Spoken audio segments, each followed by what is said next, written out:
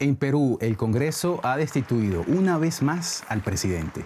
En esta ocasión, José Gerí ha sido censurado en momentos en los que la Fiscalía lo investiga por 2 casos de presunto tráfico de influencias. Gerí habría sostenido reuniones semiclandestinas con empresarios chinos, contratistas del Estado. Esto ocurre a menos de 2 meses de que se celebran elecciones generales en el país. Ahora, el Congreso deberá elegir al sucesor de Gerí, quien se convertirá, escuchen bien, en el 8º presidente peruano en apenas 10 años, casi un presidente por año. Soy Johan Ramírez y este será el tema de hoy aquí en DW Actualidad en Análisis, en donde quiera que nos estén siguiendo. Como siempre, es un gusto saludarlos. Para profundizar en este tema, hoy recibo desde Berlín a mi colega de la redacción, mi querido amigo periodista Isaac Risco, editor, conductor del programa DW Analiza. Y también saludo desde Berlín al politólogo Günther Mayholt, quien fue titular de la cátedra Humboldt de la UNAM, la Universidad Nacional Autónoma de México, y quien fuese también subdirector del Instituto Alemán para la Política Internacional y Seguridad en Berlín. A ambos bienvenidos, gracias por aceptar la invitación y acompañarnos en este día. Isaac, me gustaría comenzar contigo. Tú eres peruano, conoces la política peruana muy bien. A ver, ¿te sorprendió ante todo la noticia de la destitución de José Gerí, el 7º presidente, bueno, no el 7º, el 6º, que es destituido de los últimos 6 que ha tenido el Perú?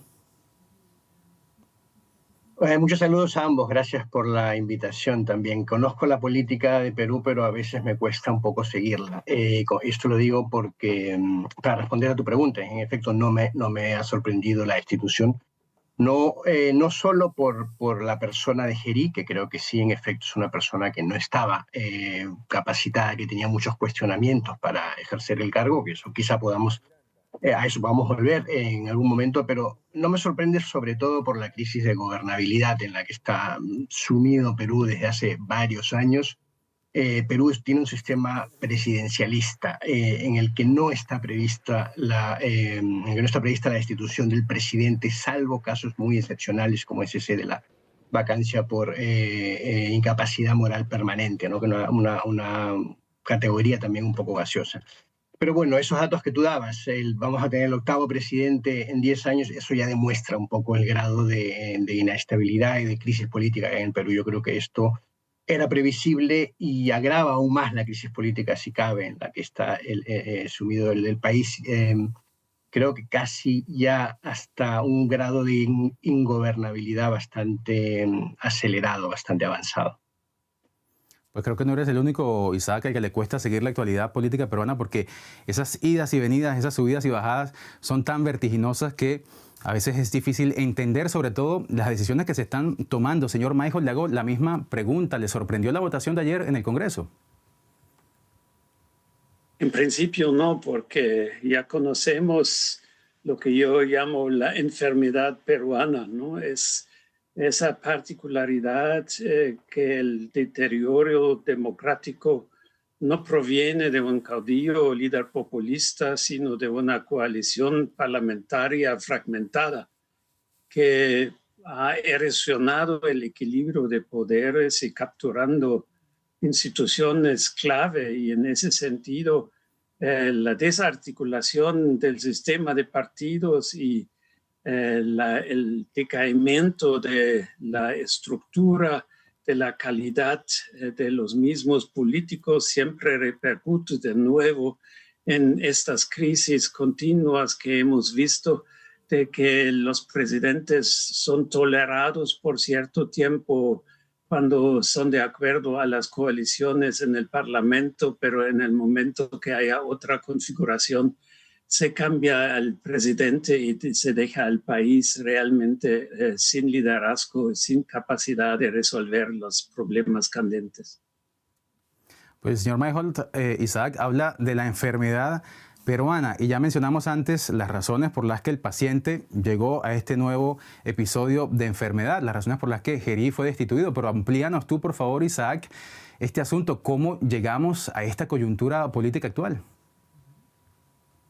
Bueno, coyunturalmente la caída de Gerí tiene que ver con la poca popularidad que tenía, con varios errores que cometió. A eso me refería cuando creo que él llegó al cargo cuestionado, ya tenía una acusación de abuso sexual que nunca se concretó, pero también acusaciones de corrupción, entonces llegó muy cuestionado al cargo.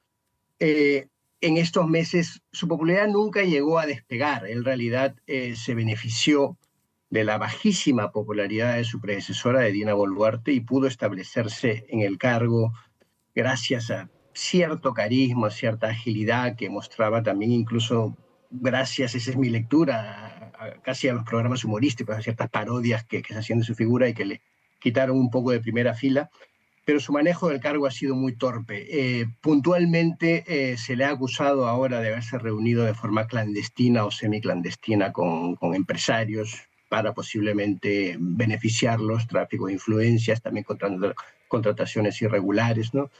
Mi lectura, más allá de esas acusaciones puntuales por las que se le ha censurado, es que esto tiene que ver un poco con la coyuntura electoral. Yo creo que los partidos políticos o las alianzas políticas del Parlamento, viendo cómo Geri perdía popularidad en estas semanas a raíz de ese caso de un encuentro clandestino con un empresario chino, lo que se conoce en Perú como el Chifagate, creo que a raíz de esa caída de su popularidad han pretendido sacar rédito electoral de esto, ¿no?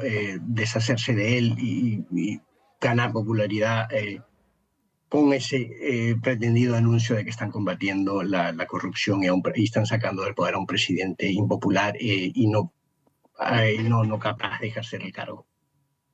Claro, porque, como decíamos, es una investigación. A mí también me sorprendió porque hay una investigación en su contra y ya por esta razón se le está destituyendo. Todas las de popularidad, torpeza en su manera de gobernar. Bueno, creo que no será una excepción en América Latina y no por eso los presidentes caen todo el tiempo. Señor Mayholt, ¿cree usted que la destitución de José Gerí en el Perú obedece las razones legales que alega el Congreso, o más bien todo esto se trata de maniobras políticas y partidistas como las que ventilaba Isaac antes?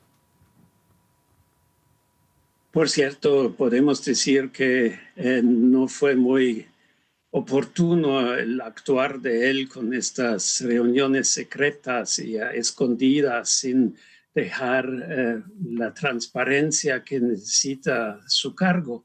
Pero por el otro lado, vemos que estas coaliciones fragmentadas, el sistema de partido que hay desarticulándose con podemos ver que más que 30 candidatos para las elecciones presidenciales que están en la puerta.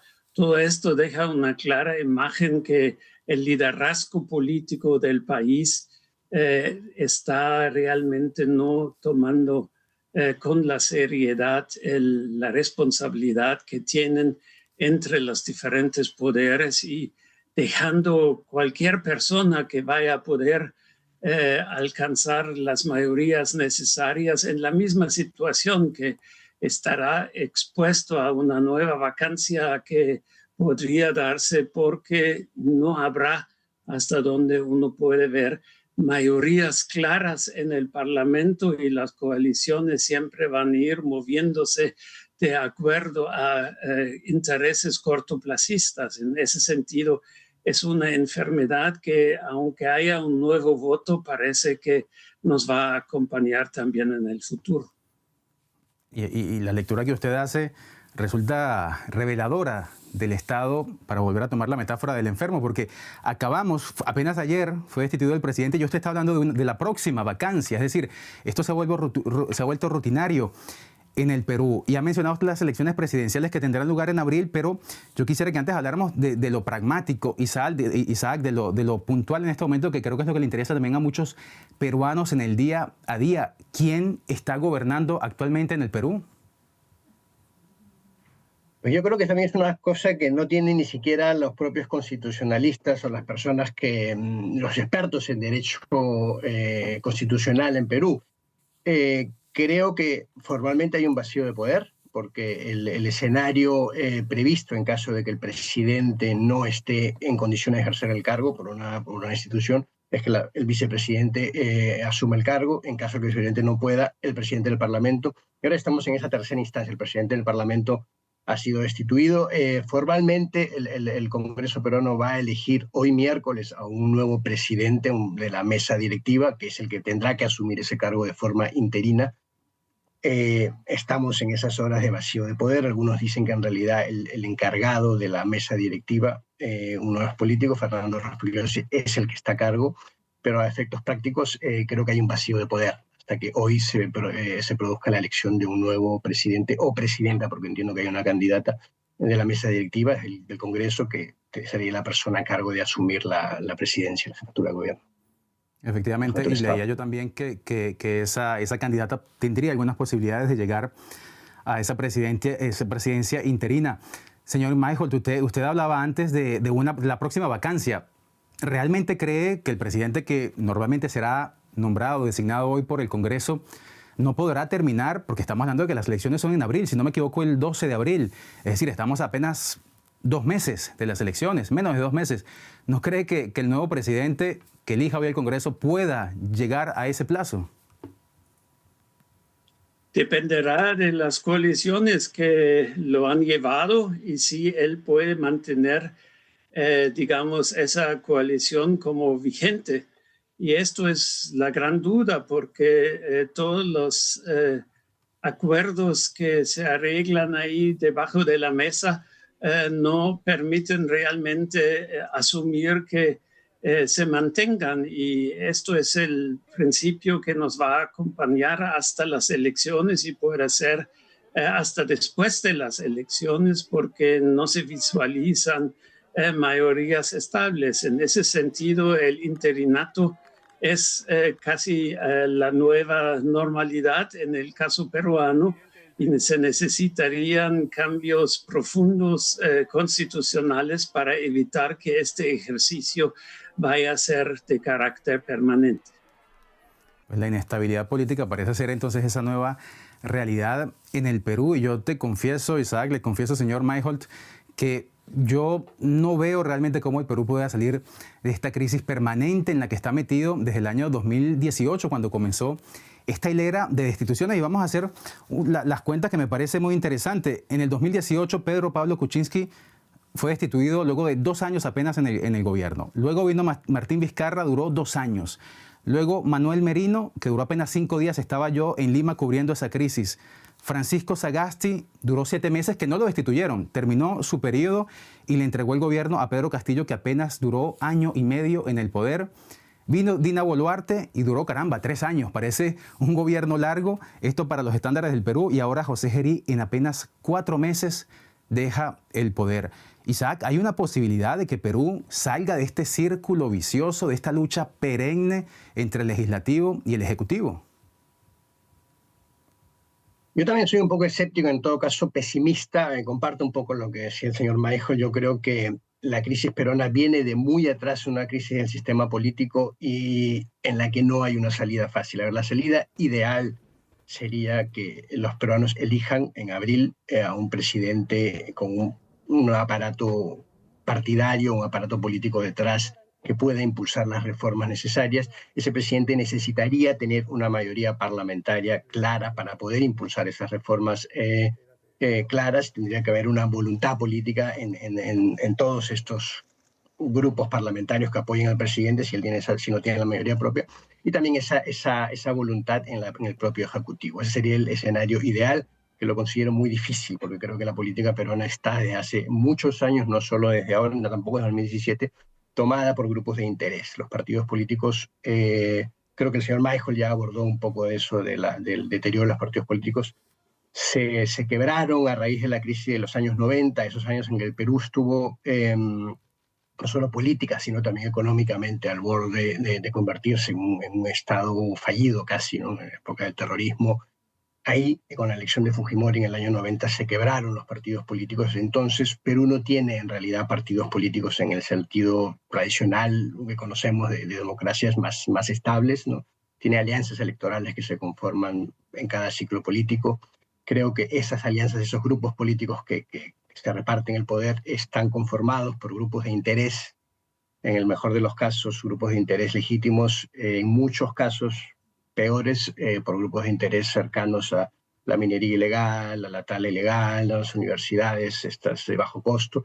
Todos esos grupos controlan ahora la política peruana.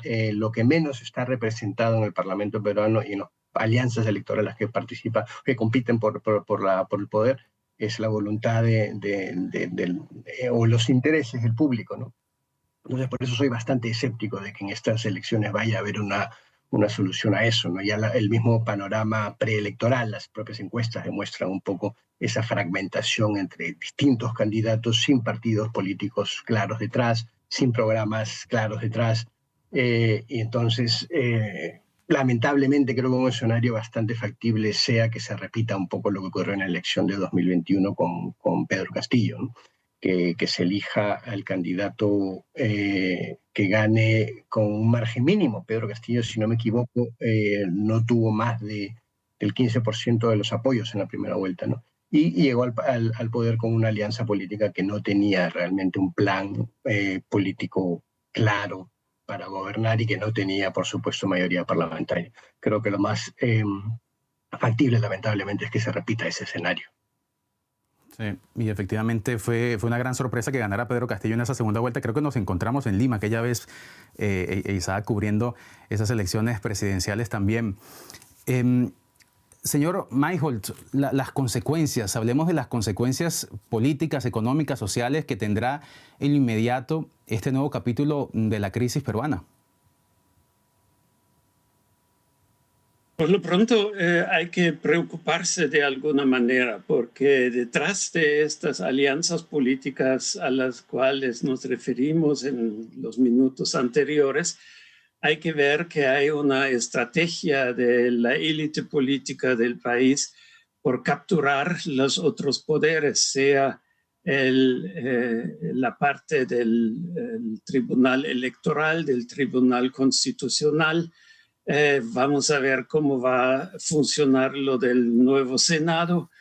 Todas estas instancias caen en una situación de ser alcanzado por este tipo de alianzas y eso va a afectar también en el futuro la aceptación de estos liderazgos en la población. No hay que olvidar que más allá de las disputas a nivel del Congreso, hay también una sociedad civil en las calles, no solamente de Lima, con reivindicaciones importantes en términos de la seguridad pública, de la anticorrupción, etc. Entonces, aparte de esto, vemos que la brecha entre lo que son las instituciones electas hasta institucionales y por otra parte a la población se está abriendo y esto genera una inquietud que cualquier persona que alcance ahorita este cargo y tenga que cumplirlo hasta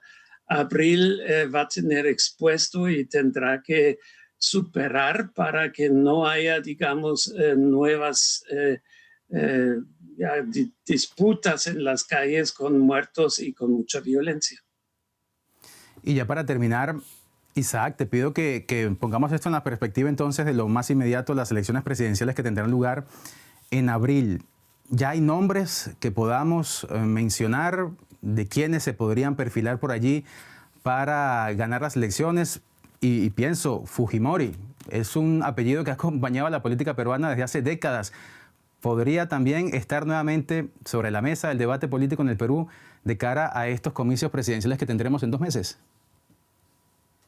Sí, creo que sí. Obviamente la hija de Alberto Fujimori, Keiko Fujimori, es candidata, si no recuerdo mal, las últimas encuestas que vi, es segunda en la preferencia de votos.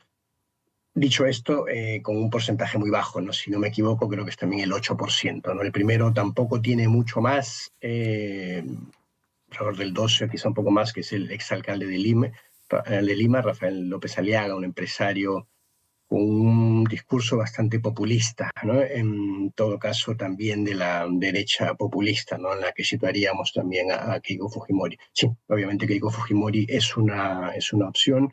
Después hay una gama de candidatos que llegan a los 30, ¿no? Hay 30 candidaturas, ¿no? Vuelvo a eso que decía antes, creo que lo más posible es que veamos una primera vuelta en la que gane el candidato más votado con un margen muy pequeño de ventaja, ¿sí? No llegue al 20%, quizá ni siquiera al 15%, y que el segundo que pase a segunda vuelta también esté muy por debajo. En todo caso, eso será algo que refleje la poca popularidad de esas candidaturas, ¿no? El voto fragmentado, ¿no? Y en segunda vuelta se dirimirá posiblemente, bueno, estoy bastante convencido de que la elección se dirimirá en segunda vuelta. Posiblemente entre López Aliaga, este candidato, este empresario de derecha populista, y otro más. En Perú es difícil hacer pronósticos porque ya la historia reciente de los últimos 20, 30 años ha demostrado cómo cambia eso, ¿no? Pedro Castillo, esa elección que mencionabas, despegó como candidato en realidad un mes antes de pocas semanas antes del día de las elecciones. El propio Alberto Fujimori, para volver al comienzo de este ciclo del que hablamos, ¿no? Ganó en 1990 la elección con una candidatura que despegó meses antes, muy poco, o sea, creo que es un margen similar, un mes antes de las elecciones. Entonces, con eso quiero decir que las elecciones en Perú, por esa falta de arraigo de los partidos políticos, por esa gran desconfianza que tienen los peruanos en las instituciones, en los partidos políticos, son muy difíciles de predecir. Las elecciones no son fáciles de predecir porque no hay fidelidad política en realidad en los votantes por ciertos grupos o agrupaciones políticas, ¿no? Más por nombres, y eso está fluctuando ahora también mucho. Y cualquier cosa puede pasar en la política peruana, de eso evidencias tenemos y nos sobran. Una política que, les digo honestamente, a mí a veces me cuesta mucho trabajo entender. Ojalá hoy lo hayamos explicado como corresponde con Isaac Risco, periodista de Deutsche Welle, editor y conductor del programa DW Analiza, y con el señor Günther Mayholt, quien fue titular de la cátedra Humboldt en la Universidad Nacional Autónoma de México. Ambos, muchísimas gracias por su tiempo y su muy valioso análisis, y a todos ustedes que nos han seguido, gracias como siempre por su compañía y su confianza. Ya saben que nos pueden seguir en todas nuestras redes sociales y encontrarnos como podcast en Spotify, Amazon y Apple como DW Actualidad en Análisis. Soy Johan Ramírez. Hasta la próxima.